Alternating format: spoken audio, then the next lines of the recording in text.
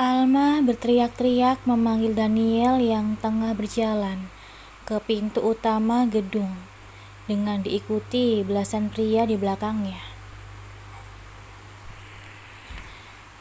Daniel menoleh untuk mencari suara yang memanggilnya. Tatapan matanya bertemu dengan Alma. Raut wajahnya terlihat sangat terkejut. Tanpa sadar, Daniel menghentikan langkahnya.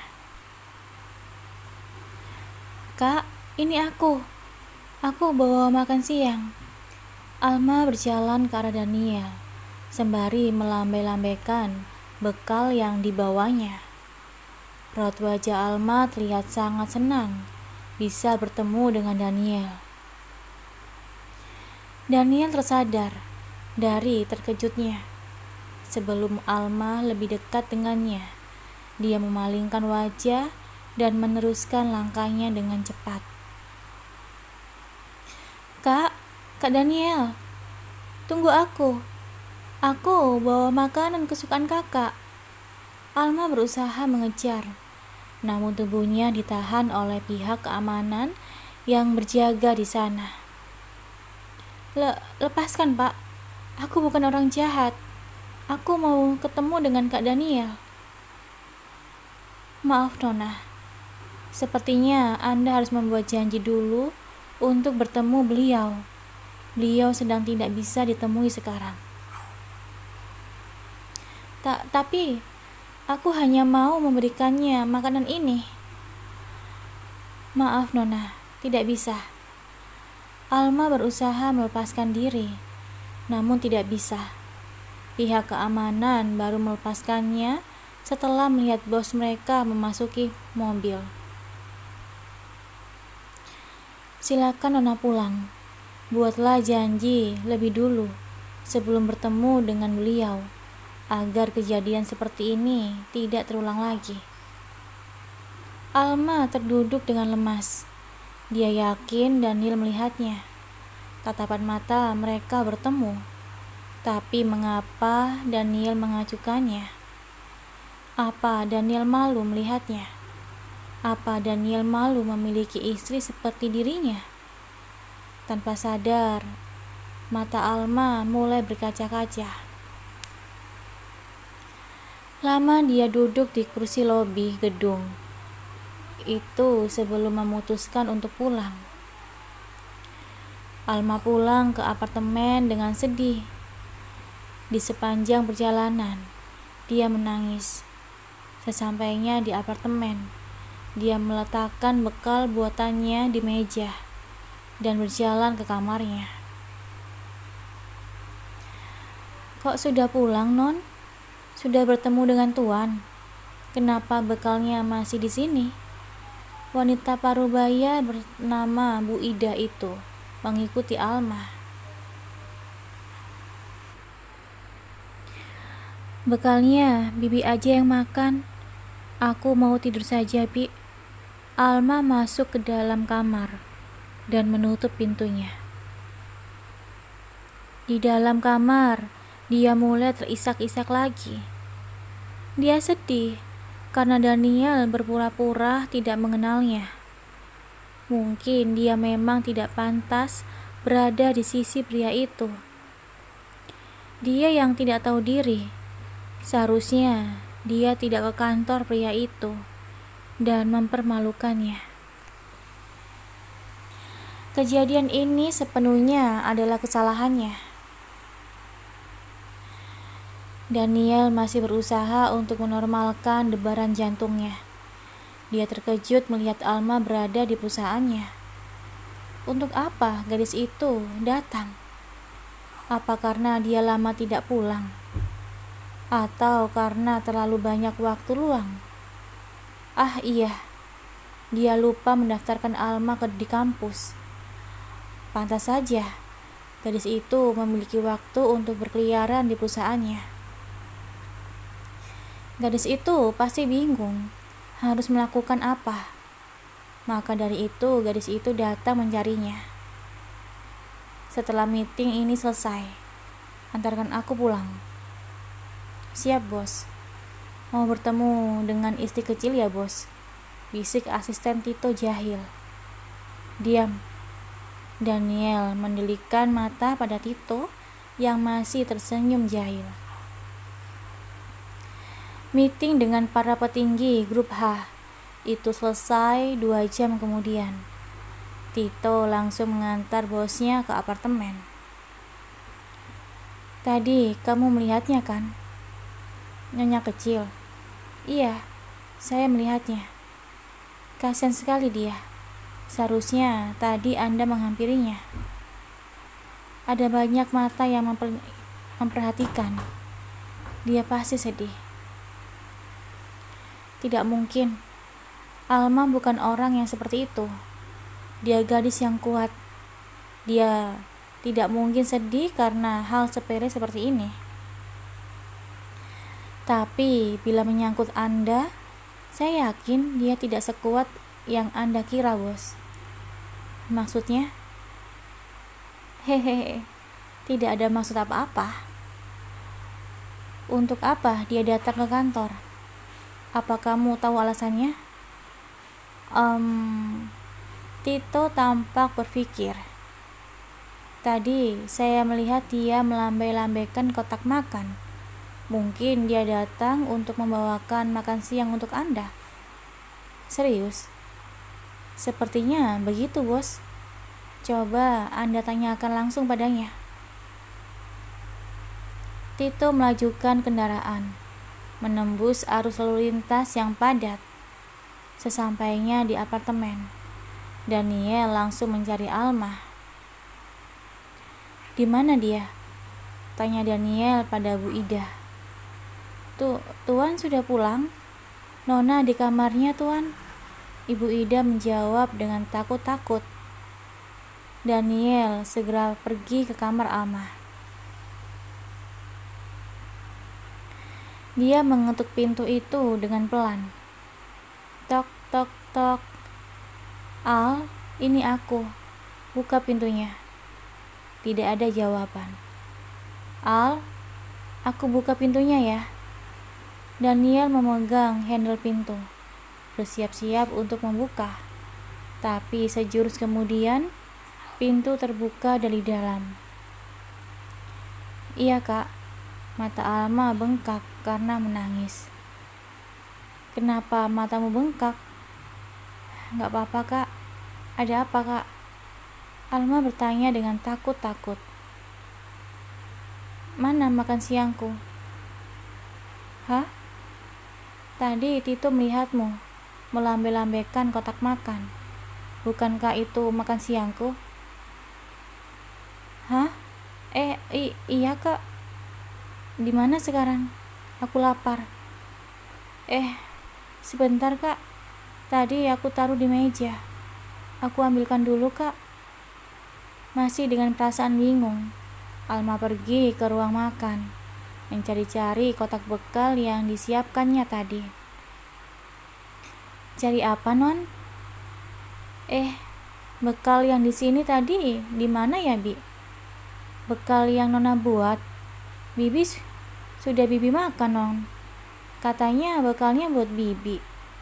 Ibu Ida bertanya dengan bingung. Iya sih. Berarti sudah habis ya, Bi? Iya, Non. Kebetulan Bibi juga lapar banget. Kenapa memangnya, Non? Enggak apa-apa, Bi. Alma melangkah lunglai. Daniel mencari makanannya dan makanan itu sudah habis. Apa yang harus dilakukannya? Haruskah dia memasak lagi? Sudikah Daniel untuk menunggu? Alma pergi ke ruang kerja. Dia melihat Daniel sedang berbicara dengan asistennya. Kak? Iya, Al? Mana makananku? Kak, aku masakin lagi ya. Tadi makanannya sudah habis. Kakak mau nunggu kan?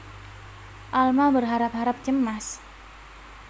Tadi dia begitu khawatir Daniel akan marah dan menceraikannya.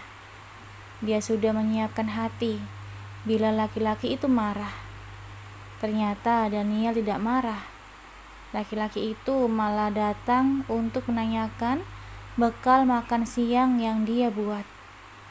Bukankah ini kejadian yang sangat langka? Dia tidak boleh membuang kesempatan ini. Dia harus melayani Daniel dengan baik dalam hal apapun, termasuk makanan. Gak apa-apa, Al. Gak usah masak lagi. Nanti malah merepotkan kamu. Aku akan makan di luar. Enggak, Kak. Sama sekali gak ngerepotkan. Tunggu ya, Kak. Setengah jam lagi makanannya siap. Tanpa menunggu jawaban Daniel, Alma segera pergi ke dapur dengan terburu-buru. Alma memasak bahan yang tersedia dan mudah untuk dibuat. Dia membuat sushi. Tangannya bergerak dengan cepat. Sementara Bu Ida hanya memperhatikan dengan takjub. 20 menit kemudian, sushi buatannya selesai.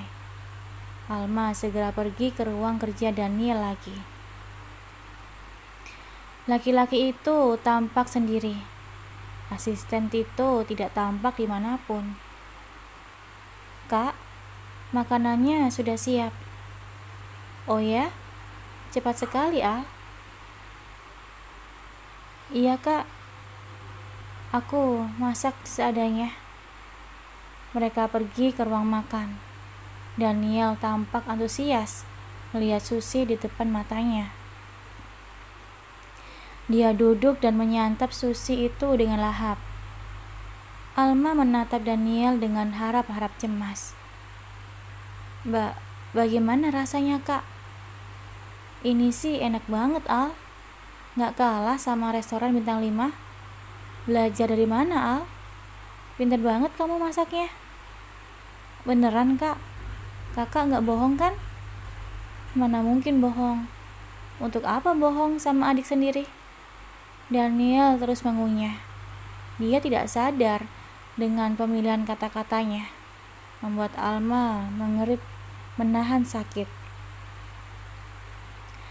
Kalau kakak suka, aku akan buatkan kapanpun kakak mau. Beneran ya? Iya, Kak. Little? Iya, Kak. Tadi aku minta maaf ya. Aku tidak bermaksud untuk mengacukanmu. Banyak mata yang melihat. Lain kali jangan ke kantor lagi ya. Iya, Kak. Aku juga minta maaf, Kak. Aku yang salah. Aku ke kantor tanpa memberitahu kakak. Kakak pasti. Lain kali aku tidak akan ke kantor lagi, Kak. Gadis baik. Daniel menepuk-nepuk kepala Alma dengan lembut, seperti tepukan orang tua kepada anaknya. Kalau ada apa-apa, hubungi aku saja. Aku akan segera datang. Meskipun status kita sudah menikah, tapi hubungan kita akan tetap sama seperti dulu. Anggap aku sebagai kakakmu. Jangan sungkan-sungkan untuk meminta bantuan. Oke? Iya, Kak. Alma menelan ludah dengan terasa pahit. Aku lupa mendaftarkanmu kuliah, Al. Tito akan mengurus semuanya. Mungkin minggu depan kamu sudah bisa kuliah. Iya, Kak. Sebenarnya bila diharuskan memilih, Alma lebih memilih berada di sisi Daniel dibandingkan harus kuliah. Tapi Daniel pasti tidak akan setuju. Untuk beberapa hari ke depan, aku akan jarang pulang. Tapi begitu pekerjaan selesai, aku usahakan untuk pulang. Selama aku tidak ada di rumah, ada Bu Ida dan Pak Thohir yang akan menemanimu. Iya kak, aku akan kembali ke kantor lagi.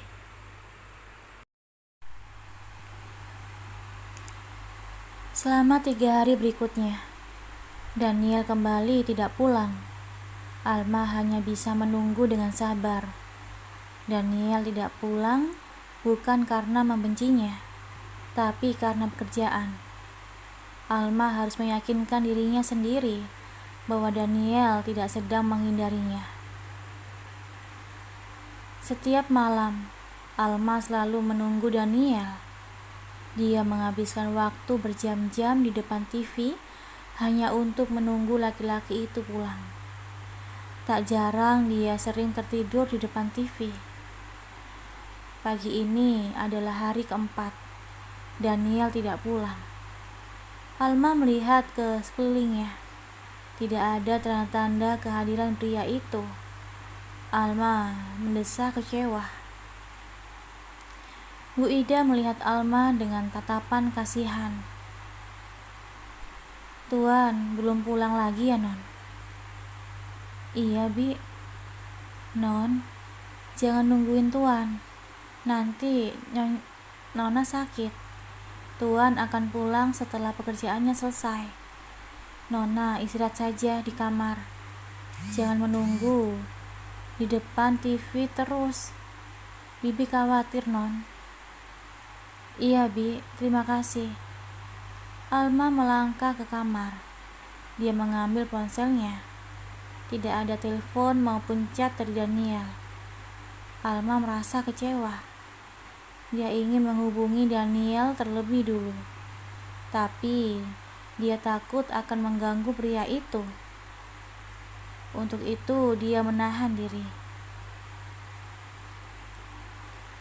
Ponsel Alma berdering. Dengan sigap Alma melihat siapa yang menelponnya. Dia berharap itu Daniel. Alma kecewa ketika bukan Daniel yang menelepon. Ada nomor baru yang tak dikenalnya. Haruskah dia mengangkat telepon itu? Alma membiarkan panggilan itu. Kalau itu telepon iseng, pasti akan berhenti di panggilan pertama. Namun nomor itu menelepon terus-menerus. Akhirnya Alma mengangkat panggilan itu. "Iya, halo. Honey, ini Mami. Where are you? Kenapa Mami tidak melihatmu di sini, sayang?" Alma berusaha menelah suara si penelepon. Dia merasa familiar dengan suara itu, namun tidak bisa menebak siapa pemilik suara. "Siapa ya?" "Sayang, ini Mami Cat. Kamu lupa sama suara Mami?" Mama?" "Iya, that's right. Kamu di mana, sayang? Kenapa tidak di sini?" Aku di apartemen saja, Ma."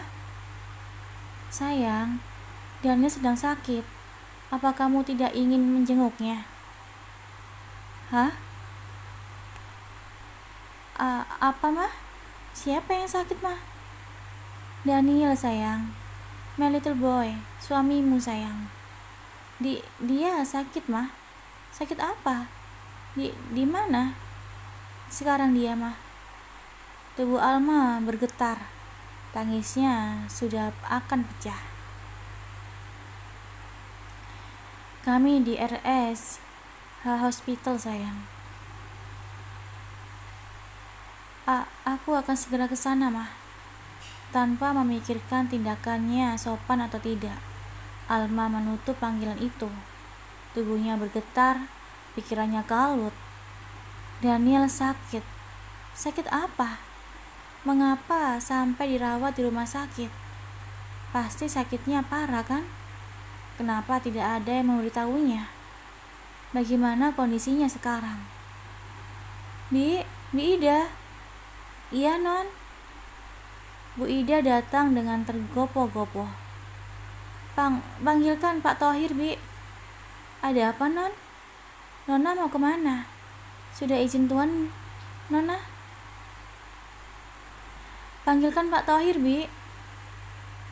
Alma berkata dengan nada sedikit keras. Pikirannya sudah kalut. Bu Ida tampak terkejut mendengar nada suara majikannya. Dengan cepat, dia segera mencari Pak Thohir. Iya, Non. Ada yang bisa saya bantu, Non? Pak Thohir datang. Tolong antarkan saya ke RSH Hospital, Pak. Tanpa berganti baju ataupun membawa tas, Alma segera berjalan keluar dari apartemen dengan terburu-buru. Pak Thohir mengikutinya. Cepat ya, Pak. Iya, Non. Alma mulai terisak-isak. Ekspresi wajahnya tampak sangat khawatir. Pikirannya dipenuhi dengan Daniel. Tangannya gemetar. Dia meremas-remas tisu di tangannya. Sesekali ia mengusap air matanya. Daniel baik-baik saja kan? Dia tidak akan apa-apa kan? Tapi kenapa harus dirawat di rumah sakit? Sebenarnya Daniel sakit apa? Kenapa tidak ada yang memberitahunya?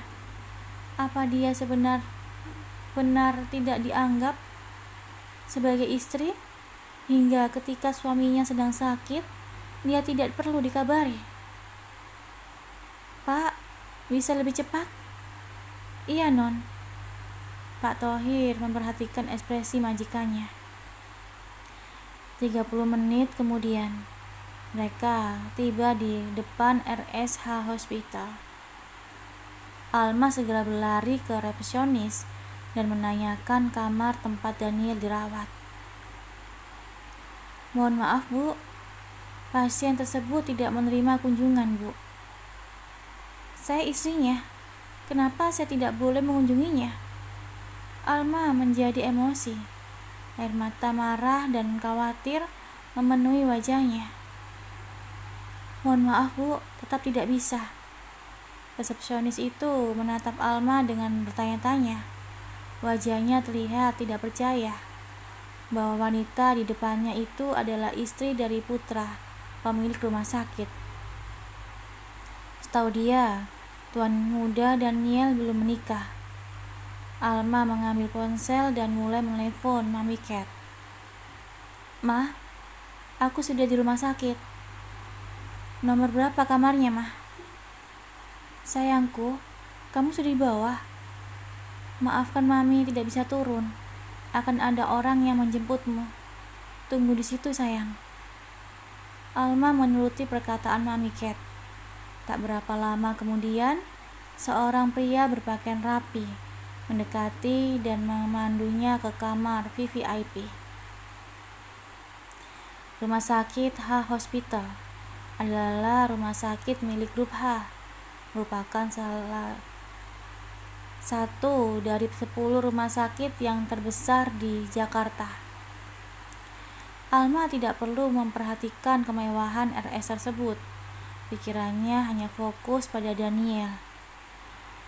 Kamar Daniel terletak di lantai paling atas. Kamar yang didesain khusus untuk para direktur-direktur pemilik perusahaan besar.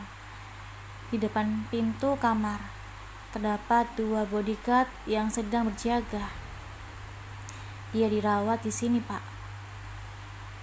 Iya, Nona. Silakan. Pria itu mempersilakan Alma untuk masuk ke dalam kamar.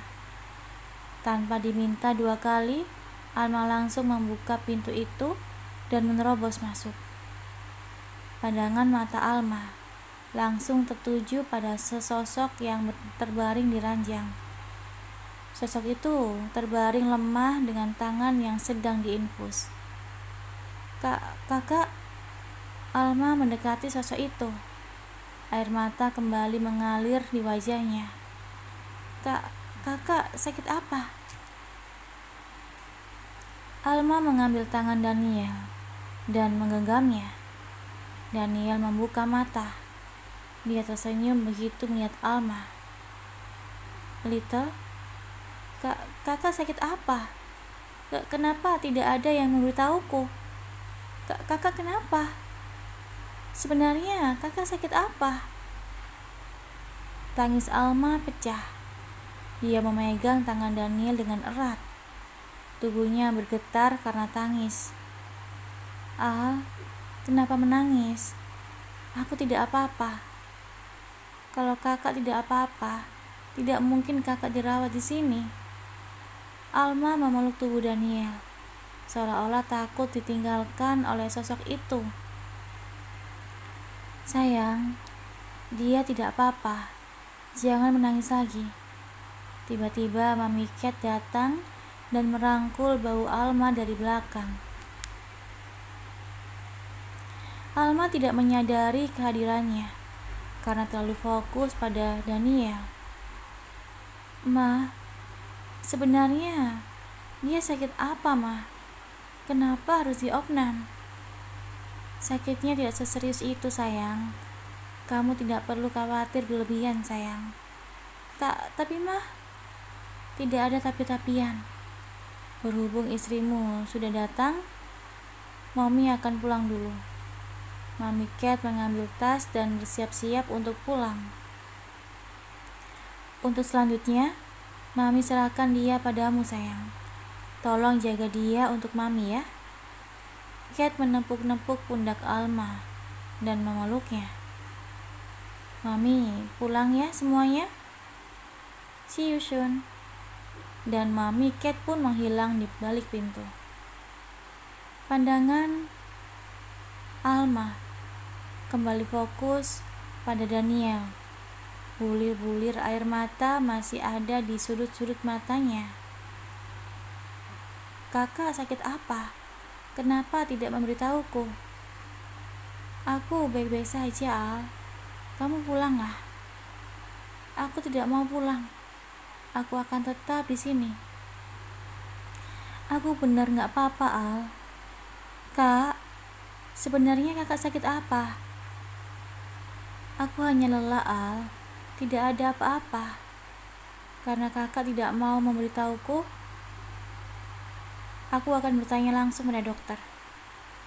Alma pergi mencari dokter yang menangani Daniel. Hatinya berdebar-debar. Dia takut Daniel sakit parah dan berusaha menyembunyikan hal itu darinya. Tapi Mami Cat berkata bahwa sakitnya Daniel tidak serius. Semoga saja apa yang diucapkan Mami Cat sesuai dengan diagnosa dokter.